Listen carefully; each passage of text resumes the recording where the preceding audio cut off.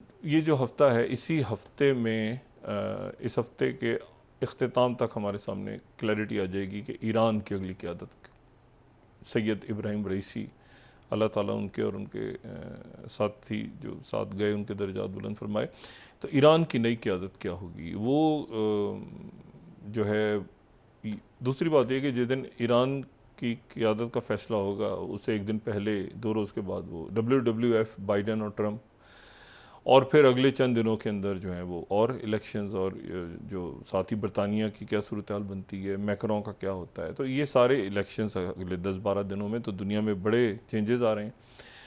और एक खामोशी सी है इस वक्त, क्योंकि वहाँ पर एक स्टेल सा हुआ है और ये अभी तक क्लैरिटी नहीं है कि जियो पॉलिटिक्स ऑफ गज़ा पे मैं बाद में बात करता हूँ कि वहाँ से क्या ताज़ा तरीन क्या इतलात आ रही हैं। गैलेंट वहाँ पहुँचे हुए हैं वाशिंगटन में, तो पीछे क्या हो रहा है। लेकिन ज़रा उससे पहले तो इस दौर के एक समझें कि एक उसको विलन कहा जाए, हीरो कहा जाए, क्या नाम दिया जाए, लेकिन जूलियन असांज। अच्छा, जूलियन असांज जो है ये इनको 5 साल के बाद बरतानिया के जेल से इनको रिहाई मिली, और ये जो हैं ये साइपन जो जज़ायर हैं ये हैं मरियाना के जज़ायर, और मारियाना के जो जज़ायर हैं ये बहरुल काहिल में यानी पैसिफिक में ये जज़ायर हैं 14 जज़ायर हैं। और ये पहले तो स्पेन के पास थे, फिर ये जर्मनी के पास चले गए, फिर जर्मनी ने पता नहीं जापान को भेज दिए, क्या स्पेन ने जापान को भेज दिए थे शायद, फिर पता नहीं फिर क्या हुआ। फिर आगे से वो सेकेंड वर्ल्ड वॉर के बाद बहरहाल जापान से ने जब सरेंडर वगैरह किया तो ये जज़ायर जो हैं ये एक तरह से अमेरिका की कॉलोनी, ये नाम उसका कोई भी रखें लेकिन वो अमेरिका की कॉलोनी, जैसे गुआम और बाकी।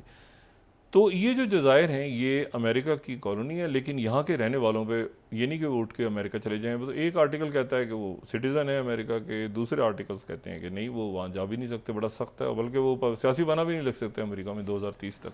तो ये जज़ायर बड़े एक यूनिक सी इनकी पोजीशन है। तो साइपन में तो ये ऑस्ट्रेलिया के भी पास हैं। अब जूलियन असांज जो है ये बरतानिया से बरतानिया से में 5 साल जेल काट के, और ऑस्ट्रेलिया के जो प्राइम मिनिस्टर हैं अल्बनीज़, उनकी और प्रेसिडेंट बाइडन के दरमियान एक खामोश सफारतकारी हुई और बड़ी कोशिश की उन्होंने, ऑस्ट्रेलिया ने बड़ी कोशिश की कि ये रिहाई हो जाए जूलियन असांज। अच्छा, ये कमाल का शख्स है इस दौर का, ये कमाल का शख्स है। ये इसकी 52 साल की उम्र है, कमाल शख्सियत है जूलियन असांज, मतलब एक यूनिक पर्सनैलिटी है। ये 71 की इसकी पैदाइश है, यानी ये तकरीबन 52 की इसकी एज है, और ये ऑस्ट्रेलिया का सिटीज़न है। और ये जो है ये इसने किसी मुख्तलिफ स्कूलों में पढ़ता रहा और इधर उधर ऑस्ट्रेलिया की यूनिवर्सिटीज़ में गया, मेलबर्न यूनिवर्सिटी और क्वींस मैरीलैंड में और पता नहीं कहाँ पे, लेकिन कोई डिग्री इसने नहीं ली। और ये कोई 14-15 साल की उम्र से इसने, अब ये बात हो रही 80s की, 1980s की बात हो रही है, ये इसने हैकिंग शुरू कर दी, कंप्यूटर पे बैठ के ये हैकर बन गया और इसने हैकिंग शुरू की। और हैकिंग इसने शुरू की पहले तो इधर उधर ऑस्ट्रेलिया के अंदर दाएं बाएं और आगे पीछे, तो छापा भी पड़ा, इसके कंप्यूटर उठा के ले गए, उन्होंने कहा ये बैंक का कोड है, $500 चोरी हुए हैं, फिर वो इल्ज़ाम गलत साबित हुआ। फिर ये और आगे बढ़ता गया हैकिंग, फिर से ग्रुप बन गया दोस्तों का, फिर वो जनाब फिर इसने जनाब 2006 में एक प्रॉपर जो है ना वो, अच्छा एक दफ़ा तो उसको ऑस्ट्रेलिया के अंदर उन्होंने कोई 296 साल की अलामती सज़ा सुना दी, इसने माफ़ी वाफ़ी कर दे दुला के।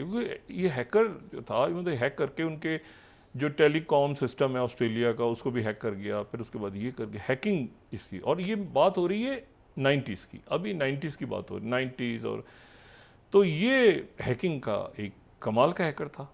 अच्छा, उसके बाद ये हुआ कि ये फिर आ गया, ये ज़ाहिर दुनिया में घूमना फिरना शुरू कर दिया इसने, और अमेरिका और इधर उधर इसके दोस्तों का ग्रुप बन गया, उसमें कंप्यूटर साइंटिस्ट भी थे, उसमें मीडिया के लोग भी थे, उसमें जो है वो काफ़ी इसकी ये एक्टिव हुआ।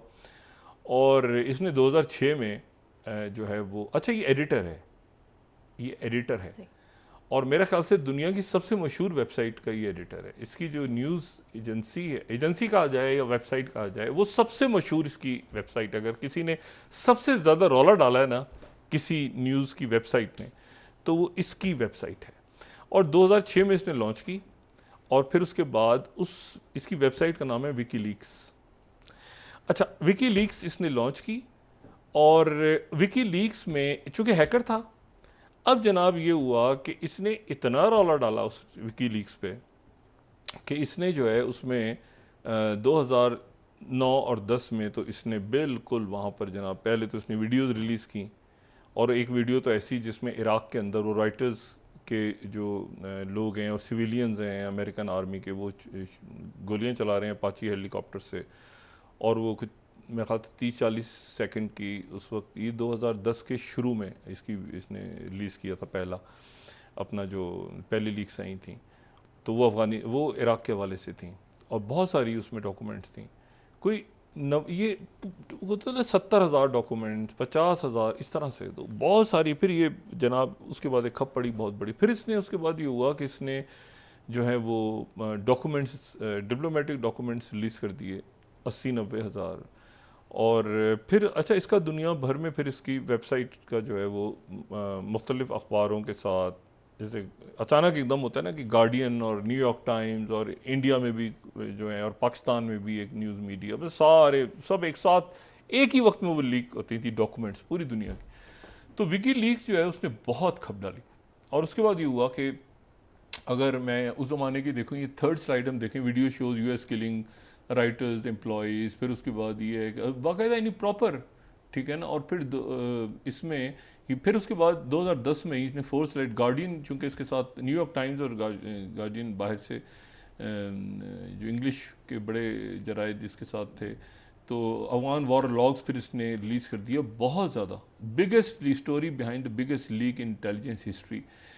अच्छा, फिर उसके बाद ये जो है ना पूरा, अब ये मतलब हैक होके और अचानक, और फिर आखिरी जो बड़ा लीक हुआ वो 2016 में। अच्छा, 2010 में इसको अरेस्ट कर लिया, बरतानिया में इसको अरेस्ट कर लिया, स्वीडन से इसके वारंट्स निकले, बरतानिया में इसको अरेस्ट कर लिया, अरेस्ट किया, बेल पे रहा होगा। उसके बाद ये जाके इसने एक्वाडोर की एम्बेसी में इसने पनाह ले ली, और वहाँ ये कई साल तक रहा। और जब एक्वाडोर की एम्बेसी में गया, वहाँ सियासी पनाह ले ली, अंदर ही अमेरिका पीछे लगा हुआ था कि हमें हमारे हवाले किया जाए। तो एक जनाब दुनिया इसकी हमायत में, इसके लोग आगे पीछे, फ्रीडम ऑफ स्पीच, वो तो फिर 2016 में इलेक्शन से मेरे ख्याल से कोई 1-2 रोज़ पहले इसने एक और डॉक्यूमेंट्स रिलीज़ कर दिए। उसमें हिलरी क्लिंटन की ईमेल्स भी आ गई, और ये भी और वो भी, आगे पीछे एक रौला पड़ गया।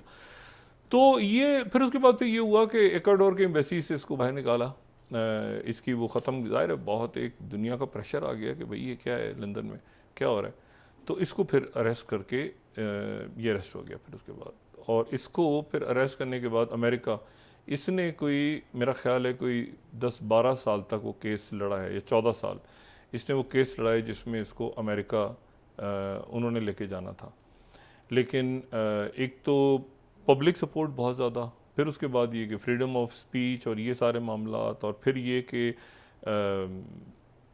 इसको जो है वो आखिर में ये हुआ कि वहाँ पे ऑस्ट्रेलिया के अंदर इतना प्रेशर बिल्ड हुआ कि वहाँ के जो प्राइम मिनिस्टर हैं उनसे फिर पब्लिक ने, पार्लियामेंट ने एक प्रेशर बनना शुरू हुआ कि भाई इसको आप जो है वो अमेरिका से बात करें और यहाँ वापस लेकर आएँ, और इसको अमेरिका के हवाले नहीं किया जाएगा। तो ये बहरहाल एक फिर सफारतकारी हुई खामोशी से अमेरिका और ऑस्ट्रेलिया के दरमियान, और उसमें तय ये हुआ कि ये वापस ऑस्ट्रेलिया चला जाएगा, अपने आप को गिल्टी कहेगा कि हाँ मैंने किया है, ठीक है, मैंने लीक्स किए हैं और मैंने ये किया और ऐसे किया और हैकिंग और ये सारा जो।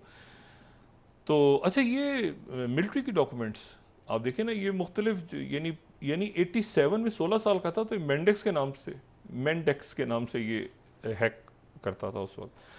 तो अब यानी एनीवे 87 में 1980, तो ये उनके मिलिट्री के डॉक्यूमेंट्स इसने लीक कर दिए, पेंटागन के ऊपर इसने इसको हैक कर गया। तो इसके अब बहुत सारे लोग और मतलब साइबर अटैक्स में मेरा ख्याल है अगर किसी ने सबसे ज़्यादा दुनिया में इस तरह से किया है तो वो विकीलीक्स हैं। और अभी भी विकीलीक्स की वेबसाइट से इसकी लोकेशन की जी बैंकॉक में उतरा है वो, तो वहाँ इसलिए लेके जा रहे हैं कि वहाँ पर जाके एक तो इसने कह दिया गिल्टी, और उसके बाद वहाँ पर वो जो जज़ायर हैं अब वो अमेरिका का हिस्सा हैं भी और नहीं भी हैं, यानी एक तरह से उनका एक एडमिनिस्ट्रेटिव वहाँ पे उनका है अमेरिका का, लेकिन वो गुआम के जज़ायर के बिल्कुल नीचे आप नक्शे पे देखें हैं जनूब में और ऑस्ट्रेलिया के पास, तो ये ऑस्ट्रेलिया जाएगा।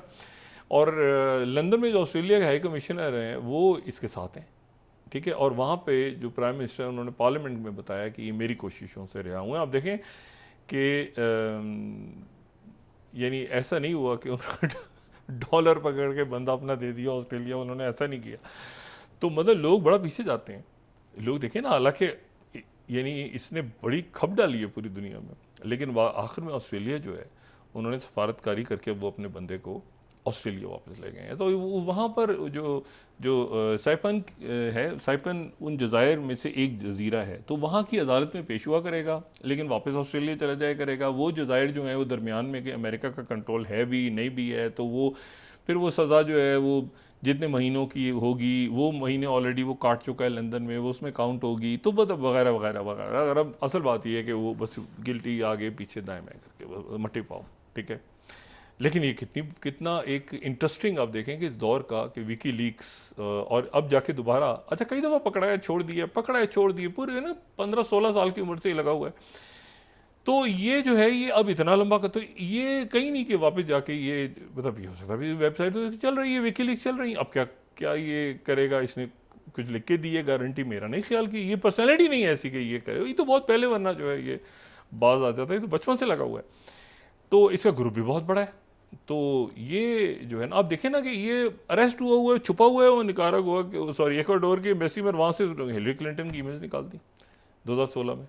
तो अच्छी खासी खप है ये आदमी। तो बहरहाल ये है कि अब देखेंगे ये इस दौर का बड़ा एक इंटरेस्टिंग कैरेक्टर। और वापस ऑस्ट्रेलिया अपने बंदे को ले गया। असल बात ये है कि इसको ये था कि क्या ये अमेरिका जाएगा या इस पर मुकदमा चलेंगे अमेरिका में, या ये है कि ये ऑस्ट्रेलिया इसको ले जाने में कामयाब हो जाएगा। तो आखिरकार ऑस्ट्रेलिया इसको ले जाने में कामयाब हो गया, बरतानिया की जेल से रिहा करवा के। तो ये एक बहुत बड़ा मेरे ख्याल से वाक़या है। और ये चूँकि एक अरसे से एक है ना विकी लीक्स, अब व्हाट नेक्स्ट, तो अब ये है कि विकी लीक्स ना मतलब है कि बस खामोशी से और सिक्योरिटी वगैरह पूरी प्रोवाइड करके कि दरमियान में कहीं प्लेन को ना कुछ हो जाए, दाएं बाएं ना ले जाएं प्लेन, तो प्रॉपरली एक जो है वो खामोश सफारतकारी हुई है पीछे।